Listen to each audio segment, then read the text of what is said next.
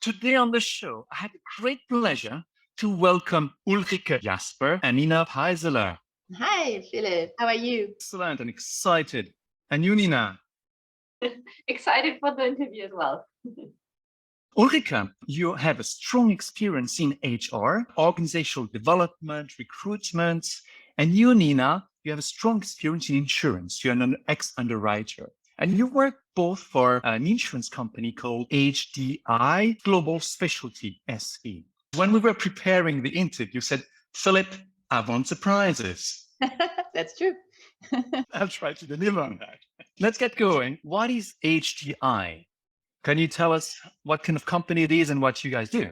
HDI is a very big brand. It's under the roof of Talanx and based in Germany, but we have many offices all over the globe. Nina and I are located with HDI Global Specialties, an insurer that is providing insurance solutions for special risks. What I mean by that, risks that are either very big or very special in the settings, risks that are not so easily taken by other insurers. It could be cyber, aviation, airports, big risks, huge risks, and you need a lot of special expertise and professional knowledge in the respective field. We have a lot of very experienced specialists in our company. Can you give us an example of the types of specialists you have? You just mentioned cyber, for example. Are these hackers? Yes, for example, hackers or people who are very knowledgeable in the IT field, but also, for example, aviation. We have former pilots, marine, ex-captains. So we have all the different fields represented in our company with the specialists. My favorite line of business, for example, is bloodstock, and this is like the race horses. And for that line of business, for example, we also have veterinaries. So you have a great diversity of people in the team. For people who say insurance companies are boring, we hear that exactly. once in a while. You have vets, you have pilots, you have hackers. Wow, it's a sexy company, actually. That's really exactly what I'm saying when I recruit people, because this is really the special aspect of us as an employer, because we have a very diverse working field. We meet up with people from all the different professions, which makes it so exciting for me. When I look at my professional career and my professional path, this is really something exceptional that I have never experienced before in other companies, and which makes insurance really attractive, I think, from the perspective of an employee. However, usually people don't know about that. So usually people might think insurance might be a little bit boring, but I can tell you and assure you the opposite is the case.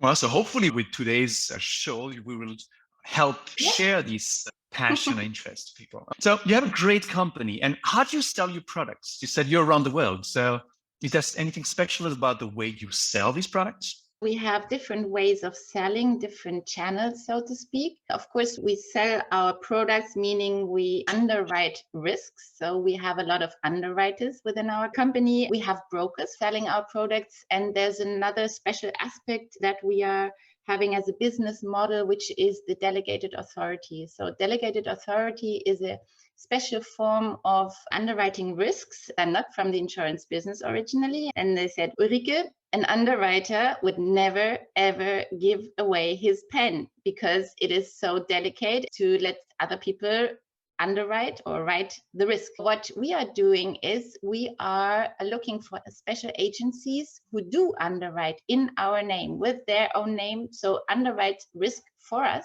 which is an exception in the insurance market. And therefore we have very special security techniques to audit those agencies. We have a very good control system that secures that our agencies are working really like we want them to work, with our values, with all our aspects that are important to us. I saw this delegated authority and you're explaining it quite well. How does that compare to fronting in insurance, for example? That's a question for Nina, I think. Nina? Yeah, fronting is different because fronting is something where you just take in the risk and give it to someone else. We, as an insurance company, stand in the front towards the customer, but we give it to someone in our bag, for example, to another insurer or to another reinsurance company. Maybe we don't even give out the price, or we look at what can happen. It's done by the one who really is taking the risk. That is really different. We also do that at HDI Global Specialty, especially for our group members, for example, but the Delegated Authority, in that case, they are in our front. So one could assume they are fronting business, but that's not the case. The difference is who is doing the pricing, who is taking the risk, who has the contact to the client. So there's a lot of things to consider to define which word is right to use here. That's what the term says. We delegate them the authority for a very special and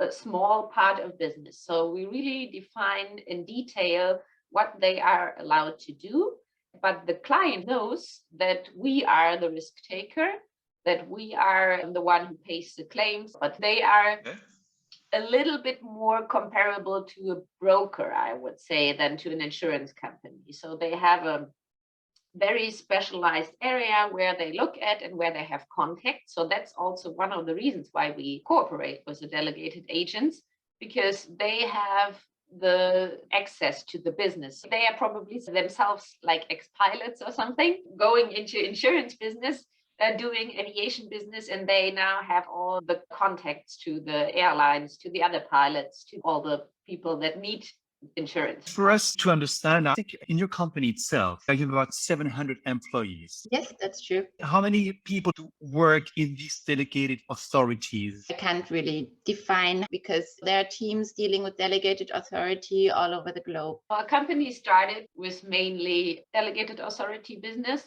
and we more and more also write single risk business, and we also want to increase that. We are hiring a lot of people because the underwriter has to really look at every single risk. And as those risks are that special, you need more time than for the delegated authority. On the other hand, a delegated authority underwriting is a much larger time span. So you are not looking at a 10-page document and then you are done, but you have to do 3 months due diligence process to agree with an agent. But once it's up and running, you have those control processes that Ulrike mentioned, and then they write like a larger amount of premium for you that you are only in the bag administrating. That sounds like a lot of work and sounds very interesting too. But I guess, and that would be the transition to the key topic here. You both work in training. Since the pandemic, have you seen any radical changes in training? Yes, in the sense of, I think that's something that every company really has experienced after the pandemic, that we do more virtual trainings. Even though contact is possible now, we are still by now used to the virtual means, and we do a lot more trainings virtually, which allows us, on the other hand, and this is really an advantage of this whole situation, which was not so easy for all of us, but the advantage is that we got used to the virtual means and we are able to connect much easier to the international world. As I said, we are altogether 10 offices all over the globe. It is just normal for us to think globally, more globally even than before. So when we set up a training now, we not so much think about the local people, we think about everybody around the globe. The training you do it mostly in English now, or is it still in German? Yes, it's in English, but this is something that we actually did before as well. So when we speak about doing this internationally, it's always in English, but our company language is English too. Even though we are located in Germany, and of course with German colleagues, we talk in German. But as soon as it comes to any formal activities like presentations and meetings and so on, it will be done in English. That's something that we had before as well, but you're right, could have increased a little bit after the pandemic. I think that's true, yeah. The pandemic has brought a lot of companies to digitize. Would you have digitized as fast had we not had the pandemic? Or was it in your plan to do it anyway? Now? No, I think so. I don't think so. Yeah, Nina. I think we would have done, and it was in the pipeline as far as I understand. For example, we work a lot with Microsoft Teams and the video tool of it, and we had a video tool before, but it was randomly used. And we really had phone conferences like this dial-in numbers with, Oh, with yeah, I code. remember. We were in conference rooms and had the speakers in the conference room talking to other people around the world. For me, it so much changed when we then had the video and everyone being used to a video and everyone being able to sit in front of his own camera, not even in a meeting room where you need to get along with the techniques in the meeting room.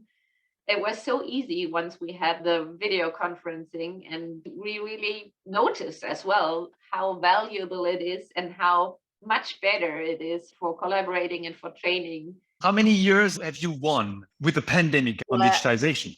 I think that's really hard to say because you have to guess, right? But I would say it's around about 5 years that we have gained, that we have just jumped over. And another thing that I wanted to mention for that is that the hybrid meetings have increased very much. And this is something I think that people had very much fear about in the beginning, meaning some people sitting in the office, other people are on the screen in the meeting room and joining the meeting as well, but in a virtual way. It was a challenge in the beginning to regard it as being normal, but now it is. So now there's really no real struggle anymore when you have set up a meeting and there are people who are working from home or are not able to join physically. They are just called in by virtual means. And this is really a great step forward. I would agree with you. How many days a week are you allowed to work from home? We are allowed to work like 60% per quarter of the year from home and 40% minimum in the office. That's more than a lot of the companies we've talked to. How would you define the main challenges for you to train your colleagues? I don't really think that there are too many challenges, actually. Wow. Lucky you. Yeah, if I explain that regarding the other positions I had in my professional career, I regard it as not too challenging in the insurance business to train colleagues. We have a population of very skilled and also very well educated people within the company. Most of them have university, have some degrees there, and they are very eager to learn. That makes it much easier for us to establish trainings. And when it comes to technical issues, as we discussed already, this is done virtually, so everybody got used to that as well. So from a technical perspective and also from a willingness perspective, I don't really see big challenges, to be honest. I would like to tell you now something about big challenges, but from my perspective, it is really very good. It runs smoothly. Do you have a feedback from learners? Do you have surveys regularly saying you did a great job or how great the job is training? Yeah, we do.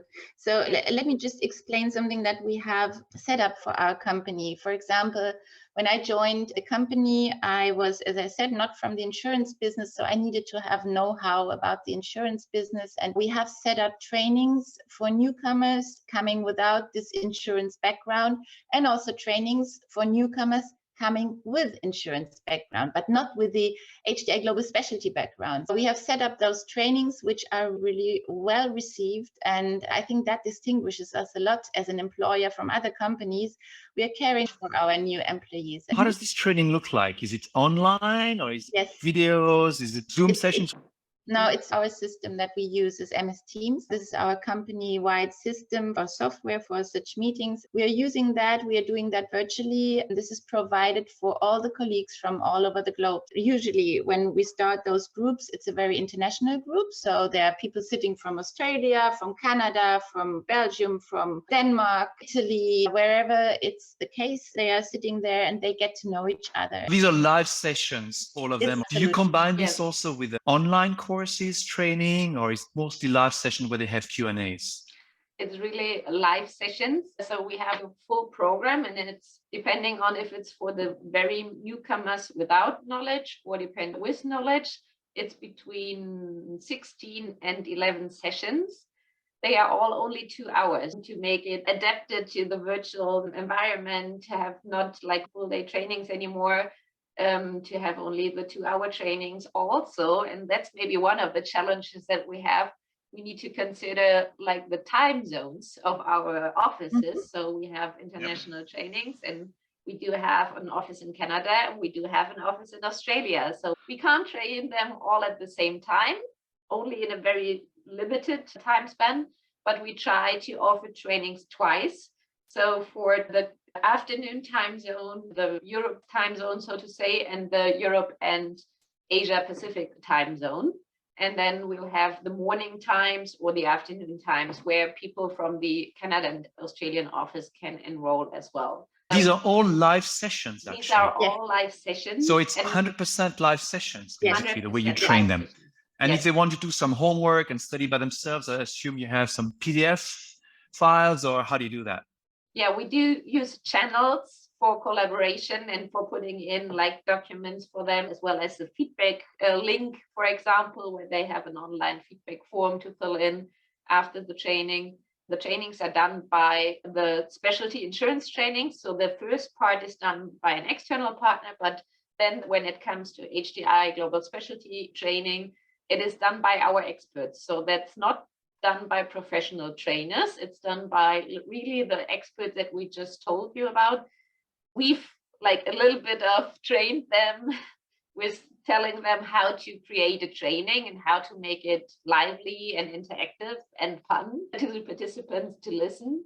Can you give me some tips, Nina, on how to make it fun to the participants? Yes, I have. We had very creative ideas. We didn't give tips and tricks to the trainers, but they understood as well. And they found something to make the people listening to them. One of our trainers put on different wigs on his head when changing the topic. And one other trainer, for example, they made fun of themselves about their comparison to famous people. Sometimes they train in teams, so they are two trainers to make it even more interactive, and then compare, for example, to the A team and compare the underwriting to what would the A team do with that challenge. They really use lively examples. And also, as the business is of interest in itself, it's really easy to use real life examples from airplane crashes or from World Soccer tournament claims that happens if something get cancelled or etc. So that it's easy to have interesting examples in that business. Nina, I got stuck on the wig thing, to be honest with you. I think it's a cool tip. I just would like to know, training in companies, I don't want to be too provocative, but it's not highly regarded very often.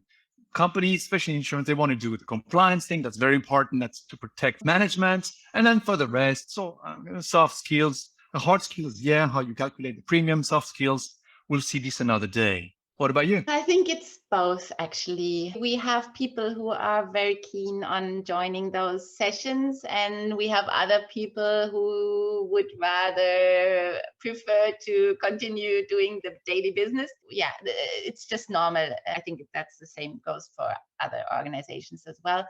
Is top management really behind it? Does top management say training is one of the top 3 priorities? Yeah, That's what I mean. Yeah, that's a very good question. And yes, top management is behind it. We have recognized that personal development, staff development is a very crucial topic for us being an attractive employer going forward, and also for people having really fun with their work, because the more they are skilled, the more fun they would have doing their work. I think we really got it at that point, and the senior management as well. Do you report into the top management, your training organization? Where do you report? I'm reporting directly to the CEO of the company. I should have started with that question then. All right, good. Maybe regarding the training again, we have also, not only for the newcomers, we also have a training for our leadership level. And I think that's very unique because every leader in our company has this training. So a full year training course. Sometimes they can also have 2 years if they a little bit stretch it. But what we really created that to have like doing the same training, like building the collaboration and the network. And that's really our aim for all our trainings that we design, especially in our circumstance where we have the global environment with all the offices.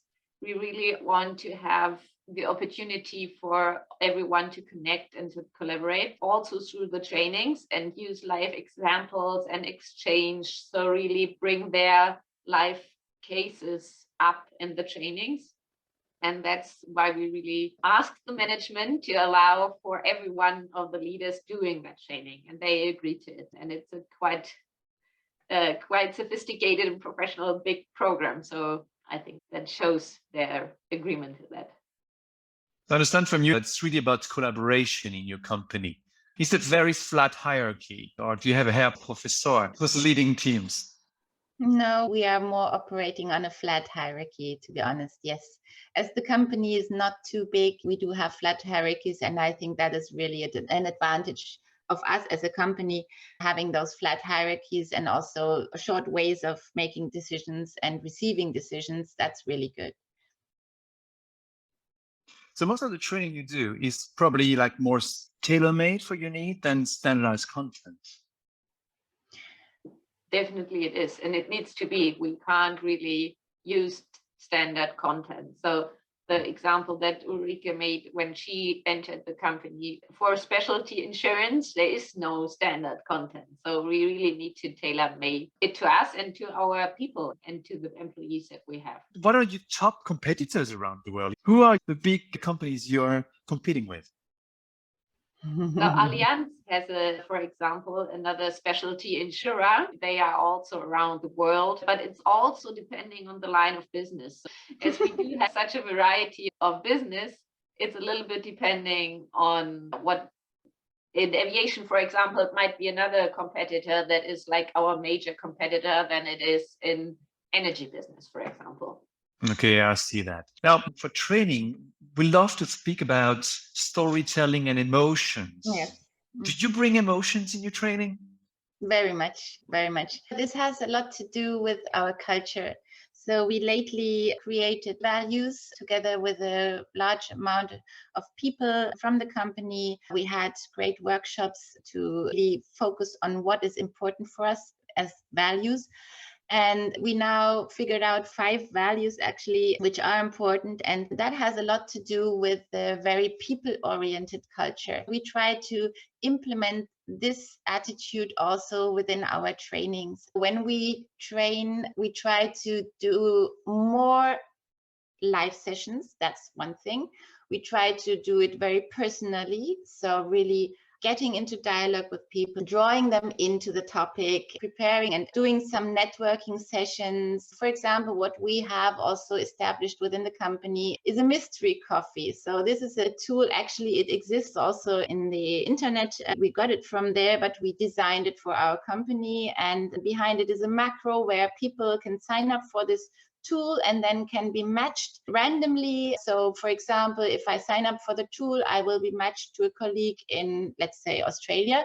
And then I'm able to arrange a meeting with this colleague. And then I have a talk for around about 30 minutes where I can just talk about anything I like, just to get this bonding.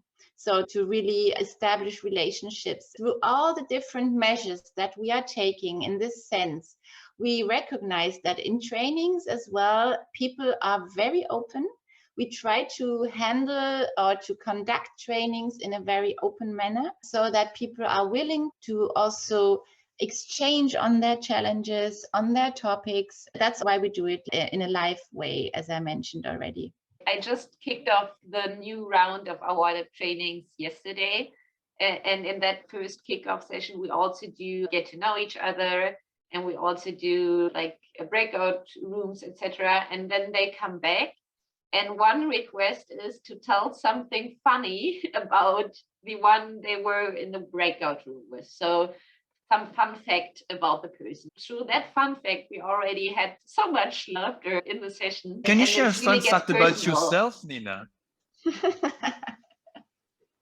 The fun fact of myself, I have a lot of them. Just for us.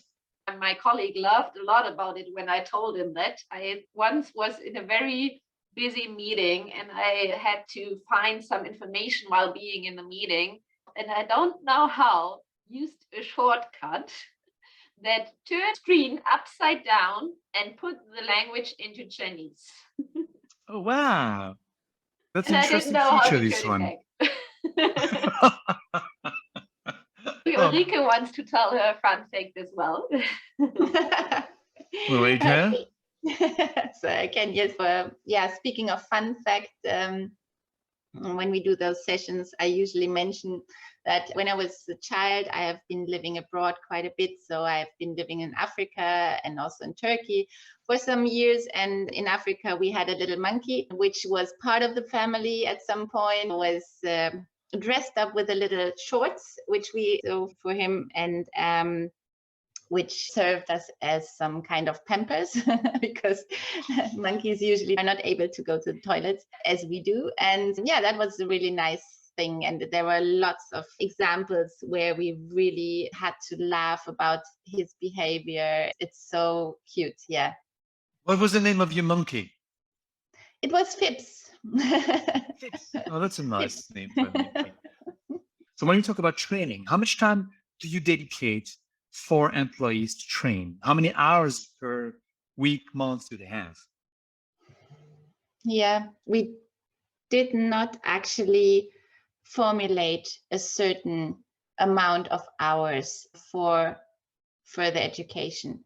And I know that other companies do that. We have not, and this is really somehow on purpose. We are not so much wanting to follow some certain rules on this. We would rather go with the flow, meaning whenever there's a need for an education, and that could be sometimes a huge amount of time that is needed for a certain education when it's needed, right? So we want to be able to follow up with that. And in times where it's not so much needed, we would reduce the amount. So I would not want to really put a certain number onto it, because this is, I think, also due to our culture and that's something that people like about our culture, that we are not so much regulated in the sense that we regulate ourselves. So this is the amount, this has to be like that. And no, we are going with what is happening in the business. So when the business affords more knowledge, or people see that there are certain topics which are currently necessary to be trained, then we ask for the permission and then we do it. What's the last big topic you said everybody needs to know that? Do you have an example? Yeah, I have. So Nina mentioned that already. It's the leadership topic. It's a huge program that we have established lately, meaning this year. And we have around about 130 leaders that are going through this program, or program that offers a lot of details, nice gimmicks, so to speak. So we are very much speaking of empowered people. And what we do with the training, for example, is that we empower people looking for their best way to learn. So, for example, they have the freedom to look for a program that is 1 year long. There's another option for voting for a program that is 2 years long. Of course, then it's more stretched. They don't use so much time in the daily business for the program, but the content is the same. It's just that they have these two options. This leadership training is something that can take, you say, 1 year or 2 years. Is that something you do inside the company, or do you send them to top universities? How do you proceed? No, we established that with an external partner. We established this program internally. It is really tailor-made for our company with a lot of different learning options, meaning leadership labs. We have accompanying coaching sessions, a personality test, 270-degree feedback, self-learning units where people, which is not live. So coming back to your question before, speaking about live training. So in this program, we offer everything. So we offer self-learning units for their own, on their desk, let's say, reading and doing some self-reflection, but also live trainings. So this is a combination of it all. Do you have some kind of rewards and penalties for training? Or how do you motivate people? You said, are they all self-motivated and you have nothing to do to motivate them? I would not go so far as to say that they are all self-motivated. They are very much motivated in terms of the business, and our colleagues are really going the extra mile, each of them. I wouldn't even be able to mention one colleague who is not like that. I think the struggle that we have sometimes is that the daytime is not sufficient. So the day only has 8 hours. You need to somehow dedicate this time to either business or training. I think that's the main struggle that we have. We don't speak about in this circumstance. I don't think that would be the right word at all. It wouldn't fit to our company culture as well. What we really try is to motivate by speaking to people. So in case there are struggles with attending or really seeing the value of it, then we would go in a one-on-one discussion with this person and really try to see where is this challenge coming from, what is the real need of this person, and match this need and open up the horizon a little bit. I'm asking you this question, Ulrike, because I know that from other clients, some of them have a very strong need for this. And basically, if I work there and I didn't do my training, I lose my bonus. So that's the first step. And then there's a second step. But that's not how you proceed. Yeah, when we speak about the senior management, they do have this training aspect also in their objectives. And for that, yes, you're right. But this is only a small part. We're really going into discussion with people, as we are still such a small company. As you said it in the beginning, we have about 700 people all over the globe. It is still possible to have these individual talks. That's a great advantage of our company.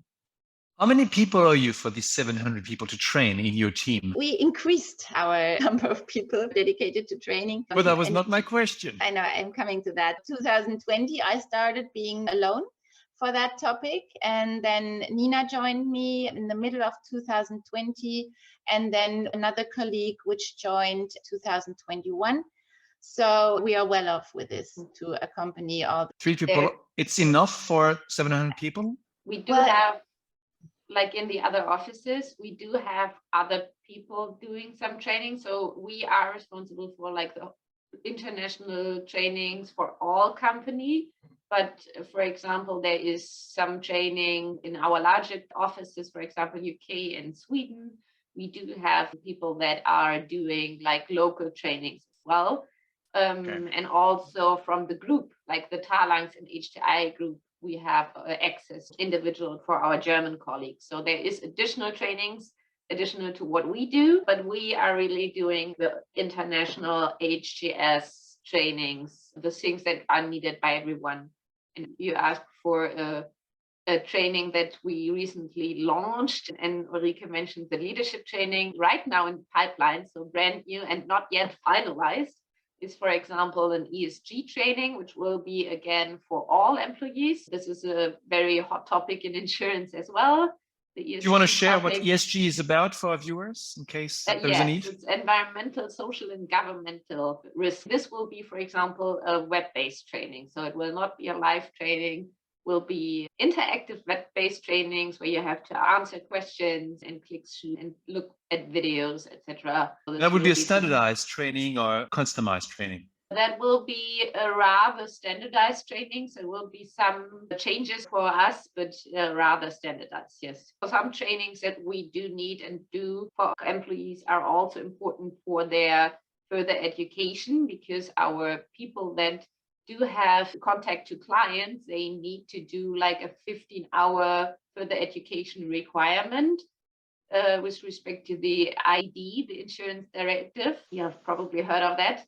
Yes. So that's not a requirement from us, it's like from the directive that is needed. We don't had difficulties in the last 2 or 3 years to fulfill that. So writers are quite good in having that done. Back to the digitization of training.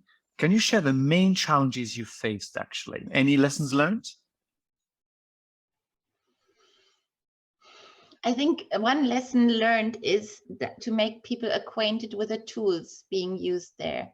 When we started using MyRobot, that was a bit of a struggle for participants because there's a wide range of tools on the board that you can use and how to get orientation on the board. And that has really improved. So struggles and challenges, yes, and lesson learned. It makes a lot of sense to train people on those virtual tools, because then it's much more fun for them to join the session on the content and not so much on the tools, on the technical issues. That would be my advice, to focus a little bit on the technical side and get people involved there. Okay. And when you look at the tools you just mentioned, there's plenty of providers of training content around. Do you have everything you want? Or are there things you say, oh, this is missing?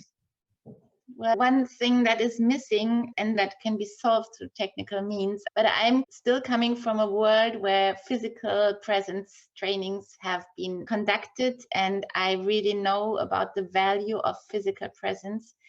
this value of interaction, of eye contact, being present in the moment, having these vibes which are really going across and meeting people, I don't have any idea how that can be replaced virtually, to be honest. It still works well virtually, but it's not the same. It's still not the same. For example, in a training where you have physical presence and you work on a wall with like sticky notes and moderation cards, everything where people stand up, go there and glue it somewhere, glue dots and so on. So this interaction is really missing. And maybe at some point, technique will make it happen to feel the same, but I have no idea how to make it reality. It's a perfect transition to the next topic, which is the future of training and maybe the metaverse. Concerning the future, how forward is your company and your team actually? In terms of what? Adoption of new technologies for training, or metaverse, blockchain, artificial intelligence. Do you actually use these tools? Do you plan on using them? Actually, not yet. It's not right now in the scope to using that. We are currently really in the more conventional way of virtual meetings, using MS Teams, for example. But no, we're currently not there yet. I think that will come. It will come as soon as it is more popular and more used by others. Right now, no, we don't have any plans for that. You don't foresee this in the near future, like next 3-5 years? That's not something on your roadmap? To be very honest with you, the world is changing so fast. Like 2 years ago, we couldn't even imagine having those virtual meetings with MS Teams and hybrid meetings. So I would never say no. And I really cannot predict what is in 2 years, and I wouldn't dare to do so. But what I know is that we as a company are very open to any new tools that can be used. Well, I think that was a very interesting discussion. At least I enjoyed it. So Nina, Ulrike, I don't know if there's anything else we should exchange on. How do you feel? Good, actually. And thank you so much, Philippe, for this interview. It was really interesting, and I enjoyed to explain a little bit what we are doing, how we are doing it. And so hoping to have given some inspiring ideas, maybe 2 or 3 ideas that people can take up from here. Thank you very much, Ulrike. And you, Nina, how do you feel?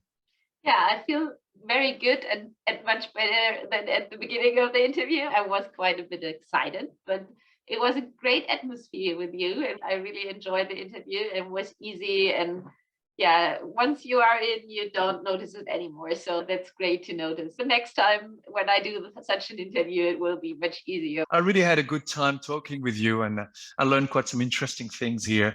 And I remember one of the most important ones for this interview is the week. Exactly. That was our message today. That's the week. Think about the week. All right. On this, thank you very much. It's been a great pleasure. So much. I wish you a wonderful day and talk to you very soon. Thank you. You too. Bye.